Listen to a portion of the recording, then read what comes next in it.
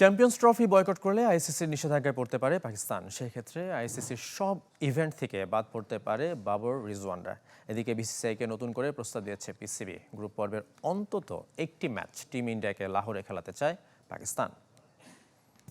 লেবুর সুঘ্রাণ আরো বেশি, ত্বকের যত্ন আরো বেশি, চলে আরো বেশি। আপনার পকেটে কি বিদেশি না বাংলাদেশি?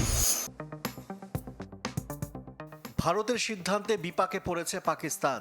মুখে যতই কঠোর অবস্থানের কথা বলুক, বাস্তবতা হচ্ছে শেষ পর্যন্ত ভারতের প্রভাবের কাছে নত হতে হচ্ছে পিসিবিকে। চ্যাম্পিয়ন্স ট্রফি আয়োজনে আইসিসির কাছে তিনটি উপায় আছে বলে মনে করেন পিসিবির সাবেক চেয়ারম্যান নাজাম শেঠি। প্রথমত, ভারত পাকিস্তান সফর করবে, যেটা তারা ইতোমধ্যে না করে দিয়েছে। দ্বিতীয়ত, হাইব্রিড মডেল, তবে পিসিবি এই পদ্ধতিতে রাজি নয়।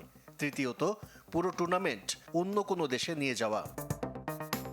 শেষটায়ও যদি পাকিস্তান রাজি না হয় আর চ্যাম্পিয়ন্স ট্রফি থেকে নিজেদের প্রত্যাহার করে, তাহলে আইসিসির কোনো ইভেন্টে আর খেলার সুযোগ পাবে না দাবি নাজাম শেঠের।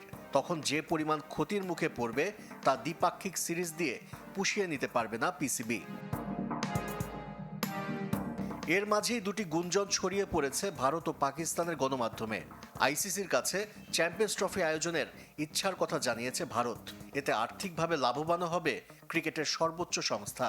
তবে পাকিস্তানের একটি সূত্র বলছে, আইসিসির মাধ্যমে বিসিসিআইকে নতুন প্রস্তাব দিয়েছে পিসিবি। ভারত তাদের গ্রুপ পর্বের অন্তত একটি ম্যাচ লাহোরে খেলবে, বাকি সব ম্যাচ যেখানে খেলতে চায় আপত্তি নেই পাকিস্তানের। তবে টিম ইন্ডিয়া ফাইনালে উঠলে লাহোরের গাদ্দাফি স্টেডিয়ামে খেলতে হবে। এদিকে পাকিস্তানে যেতে রাজি না হওয়ায় প্রশ্নের সম্মুখীন ভারতীয় ক্রিকেটাররাও। দক্ষিণ আফ্রিকায় কিছু পাকিস্তানি সমর্থক সূর্যকুমার যাদব ও রিঙ্কু সিংকে সফর না করার কারণ জিজ্ঞেস করে। এই ক্ষেত্রে তারা যে নিরুপায় সেটাও প্রকাশ করেন। আশিক রুদ্র, চ্যানেল 24।